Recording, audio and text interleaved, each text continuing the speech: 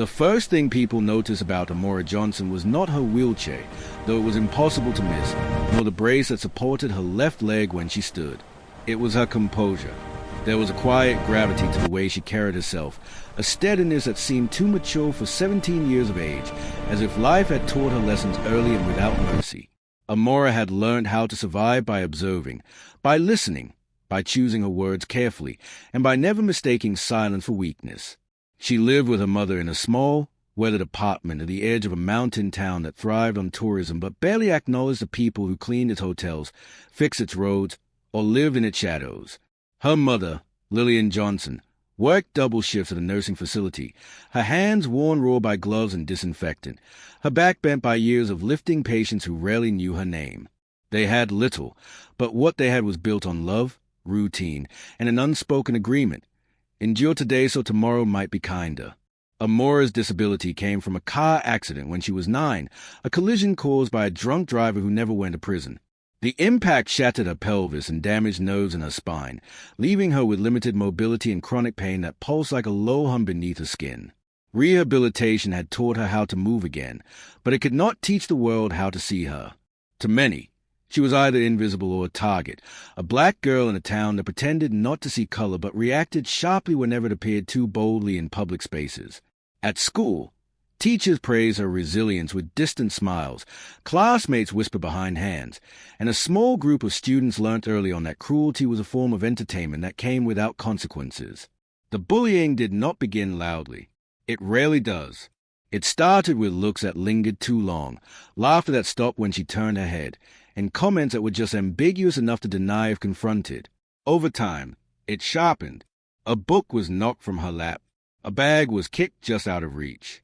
Someone once unplugged her wheelchair charger during study hall and watched from across the room as panic crept into her eyes. When she reported it, the administration spoke in rehearsed tones about misunderstandings and conflicts on both sides, urging patience and maturity as if cruelty were a difference of opinion. Amora learned then that justice was often conditional, and dignity had to be self-protected. Outside of school, she found refuge in the open road that ran along the cliffs at the edge of town.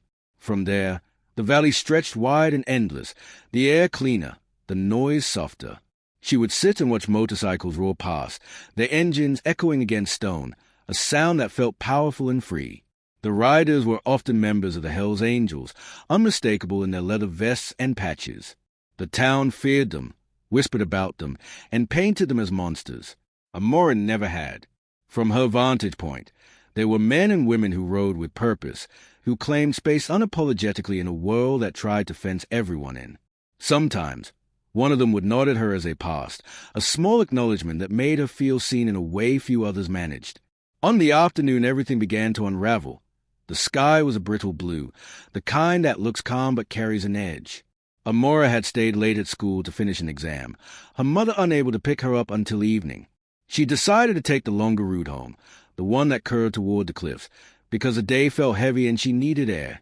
She did not notice the way footsteps slowed behind her, or how laughter, low and sharp, drifted closer. By the time she realized she was not alone, it was already too late to pretend otherwise. They surrounded her near gravel overlook, 4 of them, teenagers who had learnt early that power could be borrowed from numbers and silence from fear. Their leader, a tall boy with a careless grin and eyes empty of empathy, leaned down to her levels of inspecting something broken.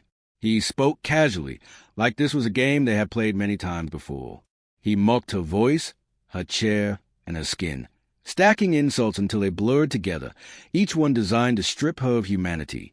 The others laughed, emboldened by his confidence in the absence of witnesses. Amora felt her pulse quicken, but she refused to cry. She had learnt long ago that tears fed people like this. She asked them to move. Her voice was calm, measured, and even polite. That surprised them. It always did. For a moment, uncertainty flickered across one girl's face, a hesitation quickly smothered by peer approval. The leader stepped back and gestured toward the edge of the overlook, where the ground sloped unevenly toward a steep drop. He said something about teaching her a lesson, about reminding her where she belonged. The words were ugly, steeped in the kind of hatred that pretends it's humor. When she tried to turn her chair away, hands reached out, rough, unforgiving. Her wheels skidded on loose stones as panic finally broke through her composure. Amora thought of her mother then, of the lunches packed carefully every morning, of the way Lillian kissed her forehead before leaving for work, whispering prayers she hoped would be answered. She thought of the future she still believed in, fragile but real. She shouted for help, her voice cracking as it echoed against rock and sky. The sound startled them, and for a brief second, she hoped it would be enough to make them stop. It wasn't. Someone shoved. Someone else laughed too loudly, too nervously. Her chair tipped, the world tilting violently as gravity took over. She grabbed at air, at nothing, her scream tearing free, raw and desperate, cutting through the stillness like a blade. That scream carried farther than anyone expected. It raced along the cliffside, rolling through the valley, colliding with the deep thunder of motorcycle engines approaching from a bend in the road below. Two seasoned, alert riders, attuned to danger in ways survival teaches, stiffened at the sound. They had heard many things on these roads, wind, wildlife, engines, even gunshots, but this was different. This was terror. Instinct took over. They accelerated, tires biting into asphalt as they followed the sound upward, unaware yet of the story they were about to step into, unaware that a moment of unfiltered cruelty was about to collide with a reckoning years in the making. As Amora's scream faded into the open air, hanging there like a prayer unanswered, the bullies froze, suddenly conscious of the world beyond their circle. The laughter died. The leader's grin faltered. In the distance, engines roared closer, louder now, unmistakable. Fear crept in where arrogance had lived seconds before. None of them knew it yet, but the day they had treated as entertainment had just crossed a line that could never be uncrossed, and the quiet endurance of a girl they had underestimated was about to meet the full weight of consequence. Amora did not remember the moment her body left solid ground as clearly as she remembered the sound of her own voice breaking apart in the open air. Fear as a way of slowing time while stealing detail, stretching seconds into something unrecognizable. What she knew was a sudden weightlessness, the violent jolt as her wheelchair struck uneven rock, and the burning shock that tore through her arms as she clung instinctively to the chair's frame. Gravel tore at her palms. Her shoulders slammed hard, forcing the breath from her lungs in a sharp, helpless gasp. She did not plunge endlessly as the bullies had imagined. Fate, or something like mercy, intervened in the form of a jagged ledge several feet down the cliffside. Her chair wedged sideways, metal screaming against stone, stopping a descent at an angle that left her half hanging over open space. Pain bloomed everywhere at once, loud and blinding. Her leg brace twisted unnaturally, sending lightning through nerves that were already damaged, already fragile. She tasted blood and dust. The world spun, sky and rock trading places as she struggled to orient herself. Above her, she heard voices, panicked now, sharp with disbelief. The laughter was gone. What remained was confusion, fear, and the dawning realization that what they had done could not be undone with jokes or denial. Someone shouted her name, not with concern but with alarm, as if saying it out loud might magically pull her back to safety. No one moved to help her. They hovered at the edge, paralyzed by the sudden weight of consequence. Amora forced herself to breathe. In through the nose, out through clenched teeth, the way her physical therapist had taught her during the worst days of recovery. Every movement hurt, but panic would hurt worse. She tested her fingers. They moved, trembling but responsive. Her left arm screamed in protest, but it held. The ledge beneath her was narrow, cruelly so, dusted with loose stones that shifted when she shifted. Below her was nothing but air and distance, the valley yawning wide and indifferent. She squeezed her eyes shut and whispered a prayer she hadn't spoken aloud since childhood, not asking for miracles, only time. Above her, one of the girls began to cry. It was a thin, frantic sound, the kind born from self-preservation rather than remorse. "We didn't mean it," she kept saying over and over, as if intention mattered more than outcome. The leader swore under his breath, pacing now, running hands through his hair.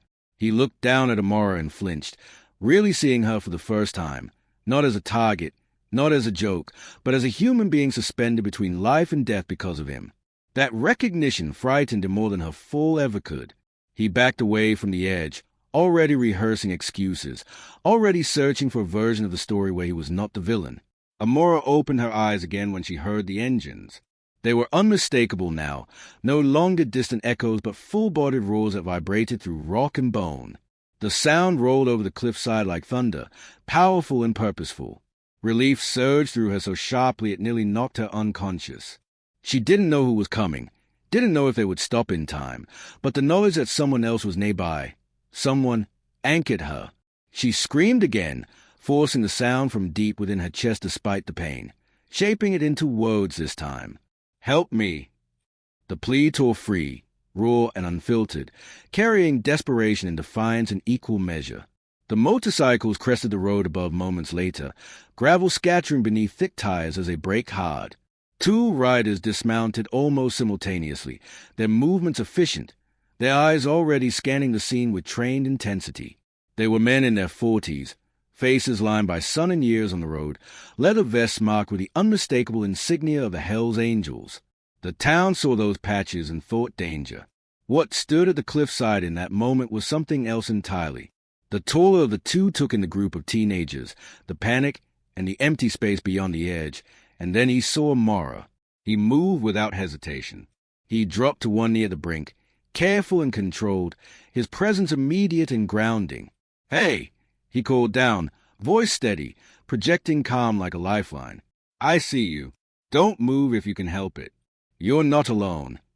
His partner stayed back just long enough to pull out a phone and call for emergency services, his tone clipped and precise, relaying coordinates with the clarity of someone who had done this before, who understood that seconds mattered. The bullies tried to explain, words tumbling over each other, excuses piling up into a mess of half-truths and outright lies. They spoke of accidents, of misunderstandings, of a losing control. Neither rider looked at them. Not yet. Their focus was on the girl clinging to a cliff, on keeping her conscious, and on getting her through the next minute. The taller man shrugged out of his vest and lowered it carefully toward her, instructing her to grab hold as she could, to wrap it around her wrist, to create something, anything, that connected her to the world above. Amora's fingers shook violently as she reached. Her grip was weak, pain threatening to overwhelm her, but she latched onto the heavy leather like it was solid ground. The smell of road and engine oil filled her senses, oddly comforting, proof of something real and tangible. She sobbed then, not loudly, not dramatically, but in broken, silent tears that slid down her face and disappeared into dust. The man kept talking to her, telling her his name, telling her to focus on his voice, and telling her she was doing great and that help was coming. No one had spoken to her like that during the fall. No one had centered her survival as a priority. The dignity of it mattered more than she could have articulated. Sirens wailed faintly in the distance, growing louder by the second. The other rider finally turned toward the teenagers, his gaze hard and unyielding. He asked them, calmly, to sit down on the ground and stay there.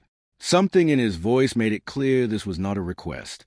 One by one, they complied, bravado dissolving under the weight of adult authority and the realization that this moment had grown far beyond them.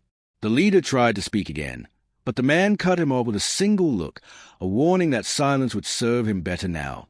As first responders arrived, ropes and harnesses appeared, hands reaching down to secure Mara properly, to stabilize her chair, and to ease her back towards safety inch by careful inch. Every movement sent fresh waves of pain through her body, but she endured it with clenched teeth and fierce determination. When they finally lifted her onto solid ground, applause broke out among the onlookers who had gathered, a reflexive release of tension. Amora did not hear it. She was too focused on breathing, on staying awake, and on the steady pressure of a paramedic's hand on her shoulder grounding her in the present. She caught a glimpse of the bullies being separated and questioned, their parents' names demanded, their faces pale and drawn. She saw the Hells Angels riders step back, watching quietly, their role finished but their presence still protective. One of them met her gaze and nodded, just once, a simple acknowledgement heavy with meaning. She nodded back, gratitude swelling in her chest alongside the pain. The hospital lights were too bright, bleaching the room of warmth and time, but Amora welcomed their steadiness. After the chaos of the cliff, the blur of sirens, and the jolt of pain that seemed to echo through every bone, the quiet hum of machines felt like order. She lay still as doctors spoke in low, professional tones, their words floating above her like a language she half understood. Fractures, inflammation, internal bruising, and possible nerve aggravation. None of it surprised her. Pain had long been a companion. What unsettled her was the weight of what almost happened, the narrow margin between survival and erasure. Her mother arrived just after sunset, breathless and shaking, her work uniform still clinging to her as if she had run straight out of duty and into fear. Lillian Johnson's composure shattered the moment she saw her daughter. She crossed the room in 2 strides and took Amora's hand, pressing it to her face as tears spilled freely. She apologized over and over, as if love alone could have prevented what cruelty had planned. Amora squeezed back, weak but intentional, grounding them both. She told her mother she was here, that she was alive, and that they would get through this together. The words were soft, but the promise behind them was unbreakable. Police officers came and went, their questions methodical, their notebooks filling with details that suddenly mattered very much. Amora told a story once, then again, each retelling stripping away a layer of shock and replacing it with clarity. She did not embellish. She did not soften the truth. She spoke plainly about the insults, the hands, the shove, and the laughter that died too late. Each word felt like reclaiming a piece of herself from the moment that tried to steal everything. Her mother sat beside her, silent but fierce, her presence a shield. Outside the hospital room, the town was already buzzing. News traveled fast in small places, especially when it carried scandal. Whispers turned into posts, and posts into headlines. A disabled black girl was pushed off a cliff. Teenagers involved. The Hells Angels intervened. The narrative shifted depending on who told it, but one fact refused to bend. Something terrible had happened, and it could not be ignored. People who had never looked twice at Amora's wheelchair now debated her humanity in comment sections, some expressing outrage, others reaching desperately for excuses that would keep the world familiar and comfortable. Lillian stopped reading after the first few lines. Amora never started. The 2 riders returned the next day. They did not announce themselves or seek attention. They simply stood in the doorway until a nurse nodded them in. Without their helmets and vests, they looked almost ordinary, 2 men with tired eyes and careful manners. They introduced themselves quietly, asked how she was feeling, and waited for permission before stepping closer. Amora felt a swell of emotion she had not expected. Gratitude, yes, but also recognition. These men had seen her at her most vulnerable and responded without hesitation, without calculation. They had not asked who she was or what she had done to deserve help. They had simply acted. They spoke briefly and respectfully, telling her she had been brave and that she had done exactly what she needed to do to survive. One of them left a card on the table, not for publicity, not for praise, but in case she ever needed anything. Then they were gone, as quietly as they had come. Their absence left behind a sense of protection that lingered like warmth after a fire has gone out. At school, the fallout was swift and uneven. Administrators issued statements filled with careful language about investigations and policies, about taking all allegations seriously. Classes buzzed with speculation. Some students avoided Amora's name entirely, as if speaking it might invite scrutiny. Others, emboldened by distance and screens, questioned her story, suggested exaggeration, and asked why she had been there at all. A few reached out privately, apologizing for not stepping in sooner, confessing fear, complicity, and regret. Amora listened, accepted what felt sincere, and let the rest pass. Healing, she was learning, required discernment. The teenagers involved were suspended pending investigation, their families suddenly thrust into a spotlight they had never prepared for. Their parents cycled through denial, anger, shame, and fear in public meetings that crackled with tension. Some demanded leniency, insisting their children were good kids who had made a mistake. Others sat rigid and silent, faces tight with the knowledge that something fundamental had gone wrong. The phrase "kids being kids" echoed through the room like a challenge. Amora's mother stood when it was her turn to speak, her voice steady despite the tremor in her hands. She reminded them that her daughter was a child too, that disability did not make her expendable, that blackness did not make her pain hypothetical. Legal proceedings moved slowly, as they always did, grinding forward with a patience that felt cruel to those waiting for resolution. Amora attended hearings when her body allowed it, wheeled into rooms that smelt of wood polish and authority. She listened as lawyers debated intent and consequence, as character witnesses were called, and as narratives were shaped and reshaped. She learned that justice was not a single moment of triumph, but a process that demanded endurance. On the hardest days, she leaned on her mother's strength. On the others, she found her own. Something else began to happen alongside the formal march toward accountability. People started to show up. Community members she had never met brought meals, sent letters, and left flowers. Local activists reached out, offering resources, platforms, and solidarity. A group of disabled advocates organized a vigil at the cliffside, candles flickering against the dark, names spoken aloud in remembrance of those who had not survived similar acts. Amora watched from a distance, overwhelmed by the realization that her survival had become a catalyst. Her story was no longer hers alone. It had joined a larger chorus demanding to be heard. The Hells Angels' presence became a quiet constant. They did not insert themselves into proceedings or seek recognition, but their vigilance was felt. They rode past the hospital, past Amora's building, and past the school, a reminder that eyes were open and that isolation would not be allowed to swallow her. For a town accustomed to fearing them, the shift was unsettling. For Amora, it was reassurance wrapped in leather and engine noise. Recovery was not linear. There were setbacks, nights when pain flared so sharply she could not sleep, and mornings when fear crept in uninvited. The cliff haunted her dreams, the sensation of falling replaying itself with cruel fidelity. Therapy helped. So did writing, pouring her thoughts onto paper without worrying about how they would be received. She wrote about anger and fear, about resilience and exhaustion, and about the quiet pride of surviving something meant to destroy her. She wrote about dignity, about refusing to be reduced to a moment of victimhood. One afternoon, a letter arrived from one of the girls involved. It was short, handwritten, and messy with emotion. The apology was clumsy but earnest, acknowledging harm without asking for forgiveness. Amora read it twice and set it aside. She did not know yet what forgiveness would look like for her, or if it was something she owed anyone. What she knew was that accountability mattered more than absolution. As weeks turned into months, the town began to change in small, uneven ways. Accessibility ramps were repaired. Anti-bullying programs were revisited, this time with voices from the margins included in the conversation. Teachers attended training they had once dismissed as unnecessary.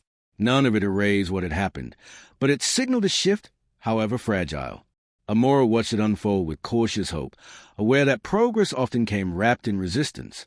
She returned to the cliff once, accompanied by her mother and a physical therapist, the air cool and sharp against her skin. Standing there, secured and supported, she looked out over the valley and felt the weight of memory press against her chest. She did not stay long. She did not need to. The place no longer owned her fear. She had survived it, and survival had given her something it could not take back. As the legal case approached its conclusion, Amora understood that whatever the outcome, her life would be marked by this moment. Not defined by it, but shaped. She was no longer just enduring. She was becoming. Her voice, once dismissed, now carried weight. Her presence, once overlooked, now commanded attention. And though the road ahead remained uncertain, she faced it with a clarity forged in crisis, ready to claim a future rooted not in what had been done to her, but in who she chose to be. The courtroom was quiet in the way only rooms built for judgment ever were, a silence heavy with expectation and consequence. Amora sat beside her mother, her posture straight despite the ache that still lived in her body, her hands folded neatly in her lap. She had learned that posture mattered in spaces like this, that composure was often mistaken for credibility. The judge entered, and the room rose as one, a collective breath held. Amora felt a familiar flutter of nerves, not fear exactly, but the weight of being seen, truly seen, by a system that had too often looked past girls like her. When the verdict came, it arrived without drama, with no cinematic pause to soften the blow. Responsibility was assigned, accountability named, consequences laid out with measured clarity. The words did not erase what had happened, but they acknowledged it, and that acknowledgement mattered. It mattered that the court recognized the shove for what it was, the intent beneath it, and the harm it caused. It mattered that disability and race were not treated as footnotes, but as realities that shaped the danger of that day. Lillian's grip tightened around Amora's hand, her relief quiet and contained. They did not celebrate. They did not need to. Justice, when it came at all, rarely felt like triumph. It felt like gravity returning things to their proper place. Outside the courthouse, cameras waited, Microphones poised like questions with no intention of listening. Amora declined to speak. Her silence was not weakness, it was a choice. Others spoke on her behalf, advocates, community leaders, attorneys, framing the outcome as a step, not a finish line. As they walked past the crowd, Amora caught sight of familiar leather vests at the edge of the street. The Hells Angels riders stood back, respectful, present without spectacle. One of them lifted 2 fingers in a brief salute. Amora smiled, small but genuine, and kept moving. Healing took time, more than anyone wanted to admit. The physical therapy room became a second home, its mirrors reflecting progress inch by inch. There were days when her body cooperated and days when it rebelled, days when pain receded enough to let joy in and days when it demanded attention like an old wound reopening. Through it all, Amora learned patience with herself, a gentler kind than she had ever practiced before. She learned to rest without guilt, to ask for help without apology, and to recognize strength not only in endurance but also in care. School resumed, altered but familiar. The hallways felt different now, charged with awareness and unease. Some students looked at her with newfound respect, others with discomfort, unsure how to reconcile the girl they had overlooked with a story that had forced its way into their consciousness. Amora navigated it with steady grace. She spoke when it mattered. She ignored what did not. When asked to share her experience in a school forum, she agreed on her terms. She spoke about dignity, about the danger of silence, and about the responsibility of witnesses. She did not name names. She did not perform the pain. She told the truth plainly, trusting it to do its work. The town continued its uneven transformation. Policies changed, signs were posted, and workshops were held. Some residents embraced the shift, others resisted it, muttering about overreaction and reputations. Amora watched it all with a measured distance. She understood now that progress was not a straight line but a series of confrontations with discomfort. What mattered was that the conversation no longer excluded her. What mattered was that the cliff had become a symbol not of fear, but of reckoning. Letters continued to arrive, some from strangers who saw themselves in her story, others from parents asking how to teach their children compassion. Amora responded when she could, choosing word carefully, mindful of the power they carried. She began to write again, this time with purpose, shaping her experiences into essays that explored the intersections of race, disability, and belonging. Her voice found an audience beyond the town, beyond the valley. Invitations followed, panels, community gatherings, online forums, each one an opportunity to turn survival into advocacy without sacrificing her humanity. On a warm afternoon months later, Amora returned to the Overlook, not as a test of bravery but as an act of closure. The wind was gentle, the sky open. She positioned her chair where the ground was solid and sat quietly, letting the memory pass through her without resistance. She thought of the girl she had been before that day, vigilant and weary, and the young woman she was becoming, aware, resolute, and unafraid to claim space. She did not reclaim the cliff. She released it. The Hells Angels rode by then, engines humming low, a familiar sound woven into the fabric of her recovery. One rider slowed and nodded, a wordless acknowledgement of shared history. Amora raised a hand in return. Their paths diverged again, each carrying forward the knowledge that intervention had mattered, that presence had altered an outcome. At home, life settled into new rhythms.